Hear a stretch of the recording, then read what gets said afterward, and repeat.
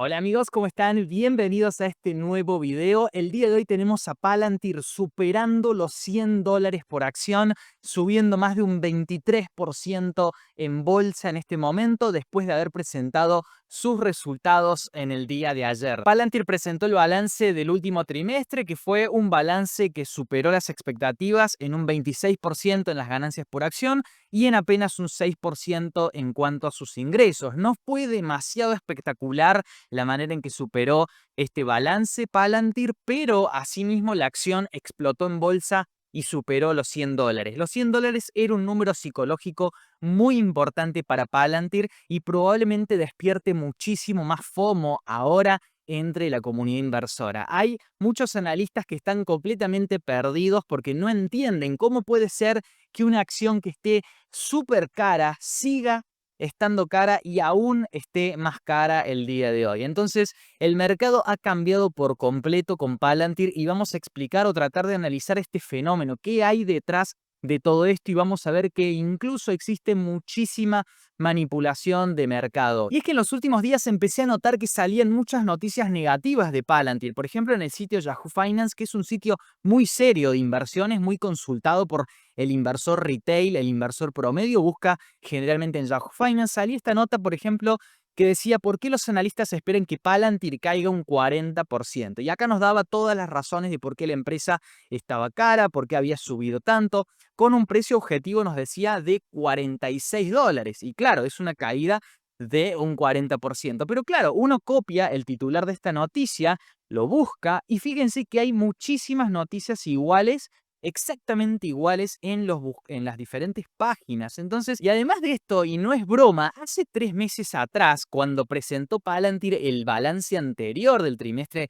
anterior a este, habían salido las mismas noticias de por qué Palantir estaba cara y por qué Palantir iba a caer un 40%. Días antes, muy convenientemente, salieron esas noticias. Bueno, claramente, en las dos ocasiones anteriores, los dos balances, uno fue este balance que les digo, que habían salido las mismas clases de noticias y ahora casualmente salen este tipo de noticias negativas unos días antes. Entonces se fue instalando en la mente de los inversores retail que Palantir estaba cara, que Palantir podía caer un 40% con la presentación del balance. Y es verdad que Palantir está cara, y es por eso que tienen tantos problemas los analistas fundamentales para valuar esta compañía, porque no sirve ninguno de los métodos que utilizan. Todo lo que aprendieron, que muchas veces nos enseñan el discounted free cash flow y estos modelos para evaluar acciones no sirven en el caso de Palantir porque el juego acá es otro. Cuando Palantir tenía un ratio PER de 200, que fue la primera vez que yo lo compré, y les explicaba a los miembros del canal por qué esta acción podía seguir subiendo incluso mucho más, porque el mercado te está diciendo, no me importa la evaluación de Palantir. Palantir tiene que seguir subiendo porque es la tendencia que lleva y además de eso van a construir una gran burbuja sobre esta acción y es la manera, es el negocio que tienen los grandes fondos y que están haciendo con el discurso alrededor de Palantir. Ahora el PER de Palantir es de 400 veces, no tiene ningún tipo de lógica según ningún modelo de análisis fundamental. Es por eso que en este caso no sirve aplicar esos modelos, sino que sirve más que nada un análisis tendencial de hacia dónde está yendo Palantir. Entonces, yo me acuerdo con Tesla hicieron lo mismo en el año 2020. Tesla pasó a tener un ratio PER de 1200 veces. 1200 veces llegó a cotizar Tesla. Entonces, no hay techo para una acción que tenga esta clase de movimientos, que es una burbuja, claramente que es una burbuja, pero eso no significa que se vaya a pinchar pronto, no significa que se vaya a desplomar. Puede pasar, como les decía, de 200 de PER cuando yo la compré, pasó a 400, puede pasar a 600, 800. No hay ningún tipo de límite. El límite va a ser hasta el momento en que se pinche justamente la burbuja. Y fíjense, vamos a comparar los ratios de Palantir con los ratios de Nvidia. ¿Y por qué siempre les digo que Nvidia no es una burbuja? A pesar de que se haya multiplicado por 10, los ingresos de Nvidia fueron acompañando ese crecimiento. Fíjense, el PER de Nvidia en este momento es de 47 veces. El de Palantir es más de 400. En el caso de precio-ventas, 26 para Nvidia, más de 75 para Palantir. En el precio cash flow, en Nvidia es de 50 veces y en Palantir es más de 200 veces. Entonces, Palantir es entre 4 y 10 veces más cara que Nvidia, de acuerdo al ratio que nosotros vayamos analizando. Es verdad que Nvidia está cara, uno puede decir Nvidia está sobrevalorada, pero de ninguna manera Nvidia es una burbuja. Palantir yo creo que sí es una burbuja, pero asimismo, como les decía, esta burbuja se mantiene y lo que están intentando hacer con Palantir es llevarla lo más alto posible y crear FOMO en los inversores retail, en el inversor promedio que no tiene mucha idea o quizás es su primera vez en bolsa y que dice, uy, ¿para qué me voy a meter en otros activos de calidad si tengo Palantir que sube y que sube y que sube? Entonces apuesto todo a Palantir. El problema con esto es que cuando deje de sonar la música, cuando dejen o cuando ya hayan vendido justamente todos sus papeles en la zona alta, lo más probable que pasa con estos activos en un gráfico ya mensual es que tienen estas grandes caídas. Y fíjense que la historia se repite aunque con diferentes narrativas. Esta fue la narrativa de Zoom. ¿Se acuerdan de Zoom, esta plataforma para hacer videollamadas, videoconferencias, que fue muy popular en el 2020 y se multiplicó en bolsa? Fíjense, subió casi un 800%, se multiplicó por 8 en bolsa y todos en ese momento queriendo invertir en Zoom. Y después, bueno, fíjense lo que pasó, hasta que la música deja de sonar.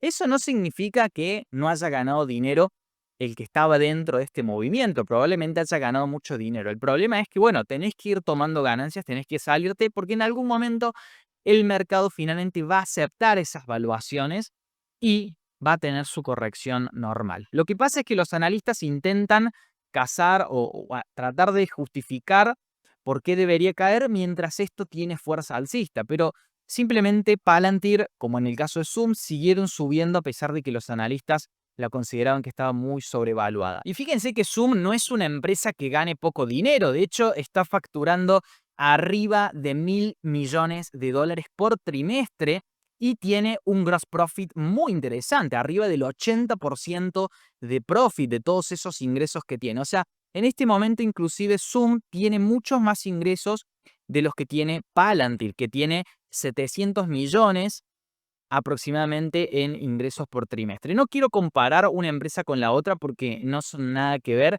pero lo que sí quiero que entiendan es justamente este movimiento. Este movimiento sigue siendo alcista, sigue teniendo ese momentum alcista y no tratemos de analizar con las métricas tradicionales porque no van a servir, no van a aplicar en estos casos. El precio va a seguir subiendo hasta que finalmente no suba más. Y bueno, ahí cada uno sabe cómo tiene que gestionar esto, porque en el momento en que esto se dé la vuelta, probablemente te convenga venderlo todo, quedarte fuera durante un par de meses o algunos años, hasta que Palantir finalmente llegue a esas valuaciones que en realidad los analistas fundamentales tienen razón en esto. Claramente está cara, claramente debería cotizar a $40, a $30, pero por el momento no van a tener razón porque el movimiento sigue siendo alcista. Y bueno, nos pasemos a Google. Y ustedes saben que Google presenta hoy balances por la tarde, presenta una de las 7 magníficas.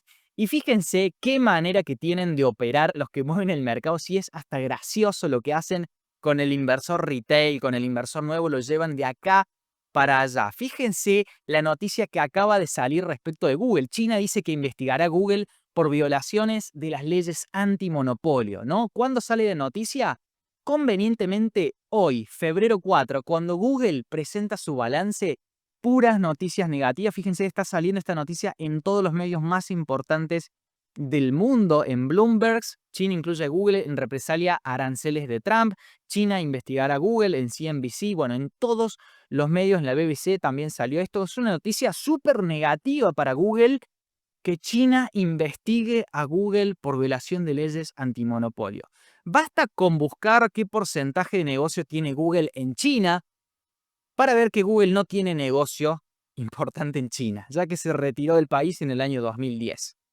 Y en ese momento la cuota de mercado en China era menor al 20%, y el principal motor de búsqueda de China con más del 80% de la cuota de mercado es Baidu. O sea que Google no se usa prácticamente en China, sino que se usa Baidu.